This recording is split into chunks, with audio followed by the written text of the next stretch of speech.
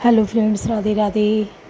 श्री रामचरितमानस पाठ के आज के प्रसंग में बहुत सुंदर वर्णन हुआ है कि जब जनकपुरी पहुंचते हैं और अगले ही दिन सीता स्वयंवर के लिए धनुष भंग होना है, तो जब सुबह प्रातःकाल होती है, सुबह उठते हैं लक्ष्मण जी सबसे पहले, फिर रामचंद्र जी, फिर गुरु जी अपनी नित्य क्रिया करके स्नान करके पूजा हेतु फूल लेने के लिए आज्ञा लेकर फूल लेने जाते हैं।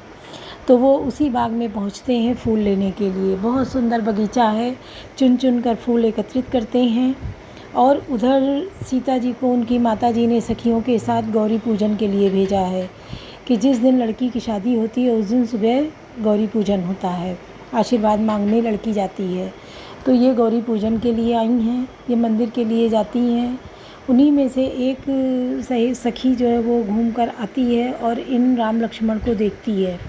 जाके कहती है कि अरे देखो, बहुत सुंदर दो बालक आए हैं हमारे बगीचे में, उनको देखो। चल के देखती हैं सीता जी और बहुत भाव विभोर हो जाती हैं। सुनिए। कवन सुकाज कठिन जग माही, जो नहीं होए तात तुम पाही। बागु तड़ागु बिलोक प्रभु, हर से बंधु समेत। परम रम्य आराम यो, जो राम ही सुख देत। कवन सुकाज कठिन जग माही, जो नहीं होए तात तुम पाही।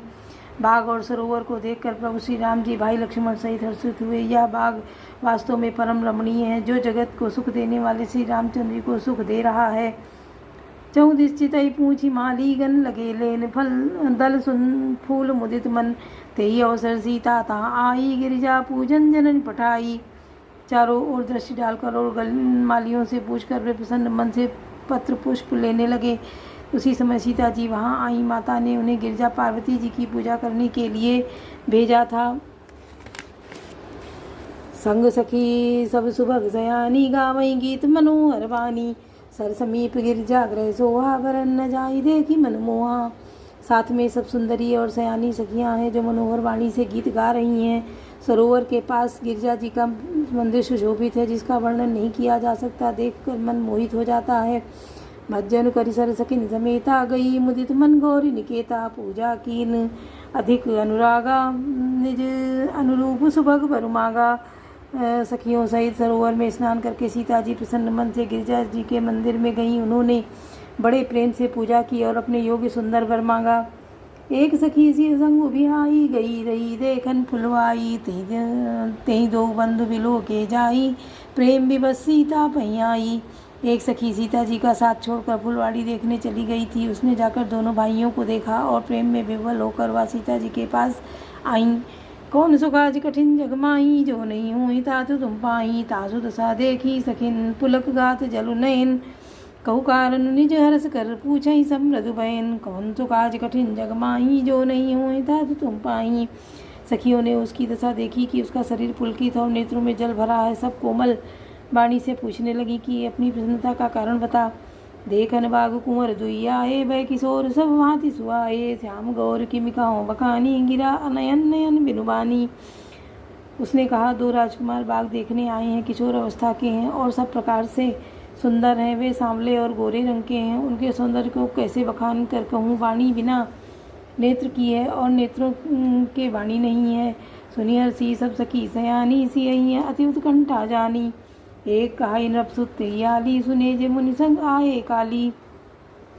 यह सुनकर और सीता जी के हृदय में बड़ी उत्कंठा जानकर सब सयानी सखियां प्रसन्न हुई। तब एक सखी कहने लगी, हे सखी, ये वही राजकुमार हैं जो सुना है कि कल विश्वामित्र मुनि के साथ आए हैं, कि जिन निज रूप मोहिनी डारी, कीने सुबस नगर नर नारी। वर्ण अच्छा विजाता सब लोगू, अवश्य देखी है देखन जोगू। और जिन्होंने अपने रूप की मोहिनी डालकर नगर के स्त्री पुरुषों को अपने वश में कर लिया है और जहाँ तहाँ सब लोग उन्हीं की छवि का वर्णन कर रहे हैं, अवश्य चलकर उन्हें देखना चाहिए। वे देखने ही योग्य हैं। तासु बचन अति सिंह सुहाने, दरस लागे लोचन अकुलाने। चली अग्र कर प्रिय सखी सोई, प्रीति पुरातन लखई न कोई। उनके वचन सीता जी को अत्यंत ही प्रिय लगे और दर्शन के लिए उनके नेत्र खुला उठे। उसी प्यारी सखी को आगे करके सीता जी चली। पुरानी प्रीति को कोई लख नहीं पाता। कौन सुखाज कठिन जग माही, जो नहीं होए तात तुम पाही। सुमिर सिय नारद वचन, उपजी प्रीति पुनीत। चकित विलोकत सकल दिशि, जनु शिशु मृगी संबीत। कौन सुखाज कठिन जग माही, जो नहीं होए तात तुम पाही। नारद जी के वचनों का स्मरण करके सीता जी के मन में पवित्र प्रीति उत्पन्न हुई। वे चकित होकर सब और इस तरह देख रही हैं मानो डरी हुई हैं मृगछौनी इधर उधर देख रही हो। कंकन किंकिन्नु पुरधुन सुन कहत लखन सन, राम हृदय गुनि मानव मदन धुंध भेदीनी। मनसा विश्व विजय काकीनी। कंकण हाथों के कड़े करधनी और पायजेब के शब्द सुनकर श्री रामचंद्र जी हृदय में विचार कर लक्ष्मण से कहते हैं, यह ध्वनि ऐसी आ रही है मानो कामदेव ने विश्व को जीतने का संकल्प करके डंके पर चोट मारी है। अस कही फिर चितये ते योरा, सिय मुख शशि भय नयन चकोरा। भये बिलोचन चारु अचंचल, मनोह सकुच जिमित जय दिगंचल। ऐसा कहकर श्री राम जी ने फिर उस ओर देखा। श्री सीता जी के मुख रूपी चंद्रमा को निहारने के लिए उनके नेत्र चकोर बन गए, सुंदर नेत्र स्थिर हो गए, टकटकी लग गई मानो उन्हीं में जनक जी के पूर्वज ने, जिनका सबकी पलकों में निवास माना गया है। लड़की दामाद के मिलन प्रसंग को देखना उचित नहीं, इस भाव से सकुचाकर पलकें जोड़ दी, पलकों में रहना छोड़ दिया है, जिसमें पलकों का गिरना रुक गया। देख सी शोभा सुख पावा, हृदय सराहत वचन आवा। जन बिरंची सब निज निपुनाई, बिरज विश्व कहाँ प्रकट दिखाई। सीता जी शोभा देखकर श्री राम जी ने बड़ा सुख पाया, हृदय में उनकी सराहना करते किंतु मुख से वचन नहीं निकलते। वह शोभा ऐसे अनुपम है मानो ब्रह्मा ने अपनी सारी निपुणता को मूर्ति मानकर संसार को प्रकट करके दिखा दिया हो। सुंदरता कहूँ सुंदर करई, छवि ग्रह दीप सिखा जनु बरई। सब उपमा कवि करे जुठारी, कहीं पटतनों विदे कुमारी। वह सीता जी की शोभा सुंदरता को भी सुंदर करने वाली है। यह ऐसी मालूम होती है मानो सुंदरता रूपी घर में दीपक की लौ जल रही है। अब तक सुंदरता रूपी भवन में अंधेरा था, वह भवन मानो सीता जी की सुंदरता रूपी दीपशिखा को पाकर जगमगा उठा है, पहले भी अधिक सुंदर हो गया है। सारी उपमाओं को तो कवियों ने झूठा कर रखा है। मैं जनक नंदिनी श्री सीता जी की किससे उपमा दूँ। सिय कौन सुखाज कठिन जग माही, जो नहीं होई तात तुम पाही। सिय शोभाही हरनि प्रभु अपन, आपनि दशा विचारी। बोले सुचि मन अनुज सन, वचन समय अनुहारी। कौन सुखाज कठिन जग माही, जो नहीं होई तात तुम पाही। इस प्रकार हृदय में सीता जी की शोभा का वर्णन करके और अपनी दशा को विचार कर प्रभु श्री रामचंद्र जी पवित्र मन से अपने छोटे भाई लक्ष्मण से समयानुकूल वचन बोले। तात जनक तनया या सोई, धनुष यज्ञ जही कारण होई। पूजन गौरी सखी लय आई, करत प्रकाश फिरहि फुलवाई। हे तात, यह वही जानकी जी की कन्या जनक जी की कन्या है जिनके लिए धनुष यज्ञ हो रहा है। सखियाँ इसे गौरी पूजन के लिए ले आई हैं, या फुलवाड़ी में प्रकाश करती हुई फिर रही हैं। जास बिलोकी अलौकिक शोभा, सहज पुनीत मोर मनु शोभा। सो सब कारण जान विधाता, पर कहीं सुबह अंग सुभ्राता।